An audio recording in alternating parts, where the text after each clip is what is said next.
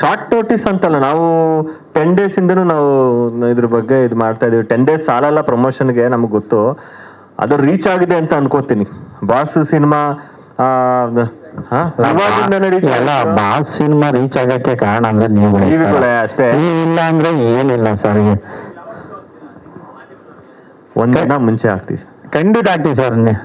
First ನೀವೇ sir, first audience ನೀವೇ sir. ಖಂಡಿತ ಸರ್, ಸ್ವಾಗತ ಮಾಡ್ತೀವಿ.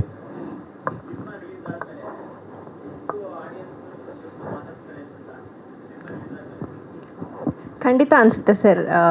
ಆ ಪಾತ್ರ ಈ ಸಿನಿಮಾನೇ ಅಂತ ಅಲ್ಲ, ನಾವು ಯಾವುದೇ ಸಿನಿಮಾದಲ್ಲೂ ಒಂದು ಪಾತ್ರ ಮಾಡ್ತೀವಿ ಅಂದರೆ ಅದು ಅವ್ರಿಗೆ ಮನಸ್ಸಿಗೆ ಮುಟ್ಟಿದ್ರೆ ಅಥವಾ ಅವ್ರ ತಲೆಯಲ್ಲಿ ಉಳ್ಕೊಂಡ್ರೆ ಖಂಡಿತ ಎಲ್ಲರೂ ಬಂದು ಮಾತಾಡಿಸ್ತಾರೆ. ಹಾಂ, ಹೌದು ಸರ್. ಪ್ರತಿಯೊಬ್ಬರು ನಮ್ಮ ಸಿನಿಮಾದಲ್ಲಿ ಮಾಡಿರೋ ಕ್ಯಾರೆಕ್ಟರ್ಗಳು, ಪ್ರತಿಯೊಬ್ಬರು ಕ್ಯಾರೆಕ್ಟ್ರು ಎಲ್ಲರ ಜನ ತಲೆಗಳಲ್ಲೂ ಉಳ್ಕೊಂತಾರೆ. ನನ್ನ ತಲೆಯಲ್ಲಂತೂ ನನ್ನ ಲೈಫ್ ಲಾಂಗ್ ಉಳ್ಕೊತಾರೆ ಎಲ್ಲರೂ. ಈ ಸಿನಿಮಾನೇ ನನಗೆ ಬಿಗ್ಗೆಸ್ಟ್ ಮೆಮೊರಿ. ಮರೆಯೋಕ್ಕಾಗದಿರೋ ಅಂಥ ಒಂದು ಇನ್ಸಿಡೆಂಟ್ ಅಂತ ಯಾರಾದರೂ ಯಾವತ್ತಾದರೂ ಕೇಳಿದ್ರೆ, ನಿಮ್ಮ ಲೈಫಲ್ಲಿ ಏನಾದ್ರೂ ಯಾವುದಾದ್ರೂ ಅನ್ಫರ್ಗೆಟಬಲ್ ಮೆಮೊರಿ ಅಂತ ಕೇಳಿದ್ರೆ ಬಾಸ್ ಸಿನಿಮಾ ಅಂತ ಹೇಳ್ತೀನಿ ಎಲ್ಲರಿಗೂ. ಸರ್ ಎಲ್ಲದಕ್ಕೂ ಸರ್ ತುಂಬಾ ಸರ್. ನಾವು ಹೈಕೋರ್ಟ್ ಕೇಸ್ ಗೆದ್ದಾದ್ಮೇಲೆ ರಿಲ್ಯಾಕ್ಸ್ ಆಯ್ತು. ಆ ಥರ ಇಲ್ಲ ಸರ್. ಪಾಪ ಶೂಟಲ್ಲಿ ಇರ್ತಾರೆ, ಅವ್ರಿಗೂ ಹೈದ್ರಾಬಾದಲ್ಲಿ ಇದ್ದಾರೆ, ಅವ್ರೂ ಇಷ್ಟ ಆಗಲ್ಲ ಎಲ್ಲಾದ್ರೂ ಪ್ರಮೋಷನ್ ಮಾಡ್ತಾ ಇದ್ದಾರೆ. ಪಾಪ ಏನು ಮಾಡೋಕ್ಕಾಗುತ್ತೆ ಕೆಲಸಲ್ಲಿ.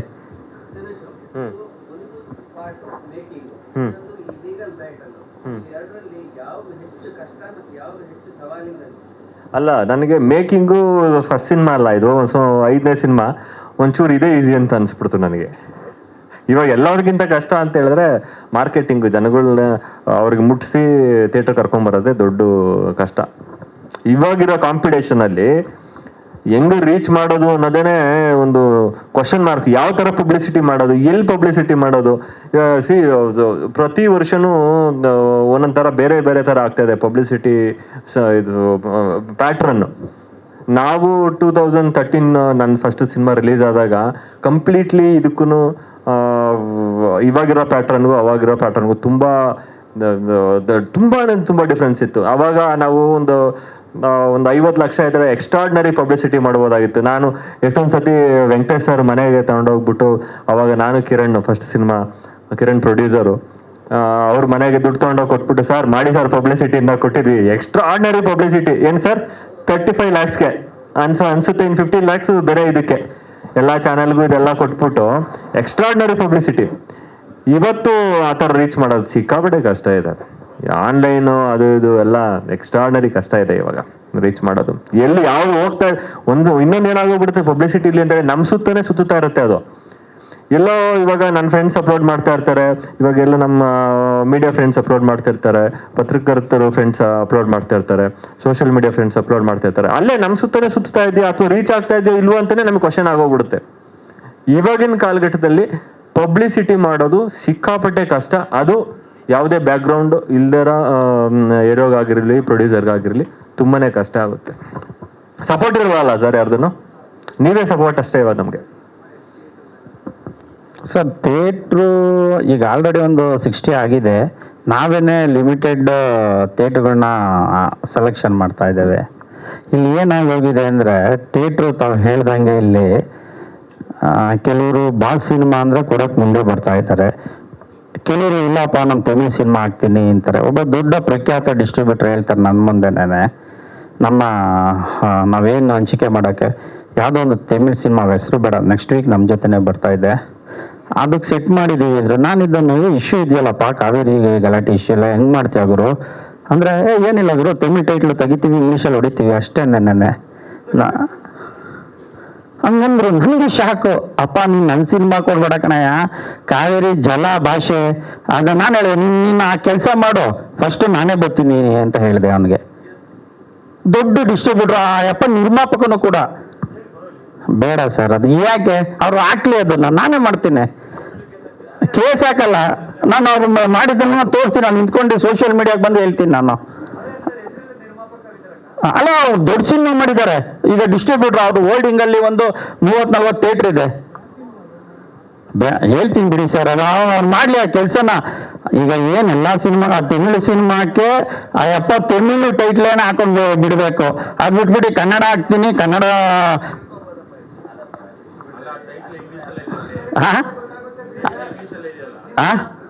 ಹೌದಾ ಏನ್ ಸರ್ ತುಂಬಾ ಆಯ್ತು ಸರ್. ಇಲ್ಲ ಅಂದ್ರೆ 80% 80% ಲಾಯರ್ ಇರುತ್ತೆ. ಅಲ್ಲ, ನಾನು ಏನಾದ್ರೂ ಲಾಯರ್ ಇಲ್ಲ ಅಂದಿದ್ರೆ ನನ್ ಕೊಟ್ರಲ್ಲ, ನನ್ನ ಫಿಲಂ ಚೇಂಬರ್ ಇಂದ ಸಸ್ಪೆಂಡ್ ಮಾಡೋಕೆ ನೋಟಿಸ್ ಕೊಡಿಸಿದ್ರು.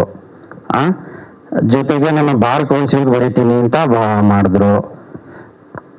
ನಂತರ ಇನ್ನ ಏನೇನೇನೋ ಮಾಡಿದ್ರು, ಯಾವ್ದಕ್ಕೂ ಜಗ್ಲಿಲ್ಲ ಹೋಗ್ಲಿಲ್ಲ. ಎಲ್ಲ ಪ್ಲೀಡಿಂಗ್ಸ್ ಅಲ್ಲೂ ಲವ ಇಸ್ ಪ್ರಾಕ್ಟೀಸಿಂಗ್ ಅಡ್ವೊಕೇಟ್ ಅಂತ ಹೇಳಿದ್ರು.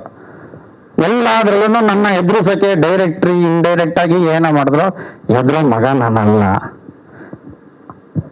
ಅದಂತೂ ಸತ್ಯ ಸರ್. ಏನ್ ಸರ್?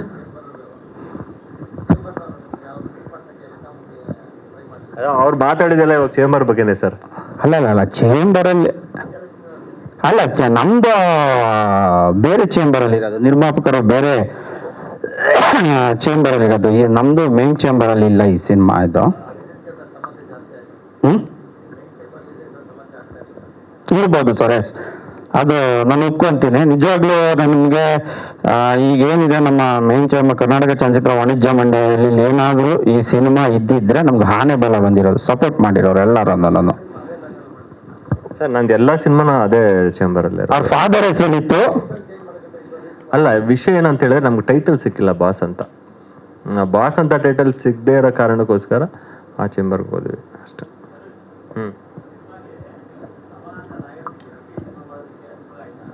100% ಸರ್.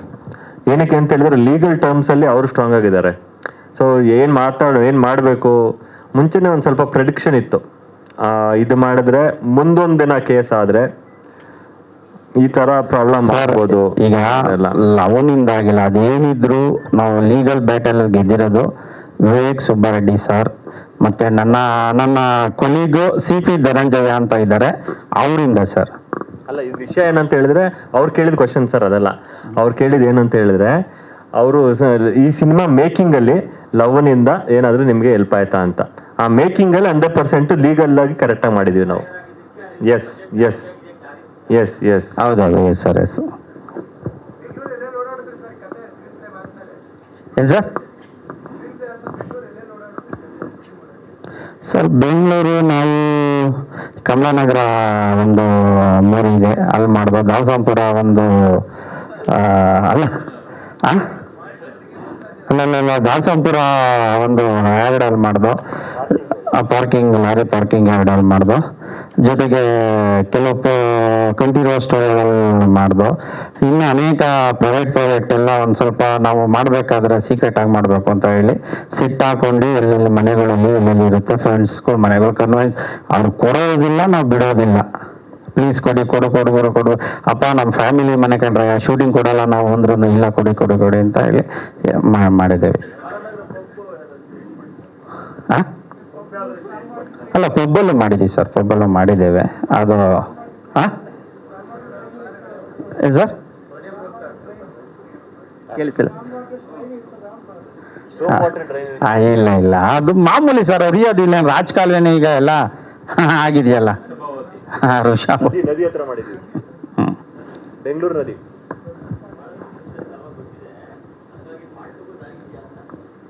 ಅರ್ಥ ಕೇಳಿಸಿಲ್ಲ ಸರ್. ಕಂಟಿನ್ಯೂಷನ್ ಸಿನಿಮಾದಲ್ಲಿ ತೋರಿಸಿದೀವಿ, ಅಂದ್ರೆ ಟು ಬಿ ಕಂಟಿನ್ಯೂಡ್ ಅಂತ. ಅದು ಕಂಟಿನ್ಯೂ ಆಗುತ್ತೋ ಬಿಡುತ್ತೋ ಗೊತ್ತಿಲ್ಲ. ದುಡ್ಡು ಬಂದ್ರೆ ಮಾಡ್ತಾರೆ ಸರ್, ಇಲ್ಲ ಅಂದ್ರೆ ಇಲ್ಲ ಸರ್, ಅಷ್ಟನ್ನ ರಿಯಾಲಿಟಿ. ನೆಕ್ಸ್ಟ್ ಮೇಕೆದಾಟು ಅಲ್ಲ, ಬಾ ಮೇಕೆದಾಟು ಕತೆ ಅಷ್ಟೇನೆ ಸರ್, ರಿಲೀಸ್ ಆಗ್ಬೇಕು. ಈಗ ನಮ್ಮ ಆರ್ಟಿಸ್ಟ್ಗಳು ಬಂದಿದ್ದಾರೆ, ದಯವಿಟ್ಟು ಬನ್ನಿ ಸರ್ ಎಲ್ಲರೂ, ಪ್ಲೀಸ್ ಬನ್ನಿ, ಎಲ್ಲ ಬನ್ನಿ. ಅಲ್ಲ, ಒಂದೊಂದು ಮಾತಾಡ್ಸ್ಬಿಡ್ತೀವಿ, ದಯವಿಟ್ಟು ಪ್ಲೀಸ್ ಒಂದು 5 minutes ಅವರ ಆರ್ಟಿಸ್ಟ್ ಬನ್ನಿ ಸರ್ ಎಲ್ಲರೂ. ಸರ್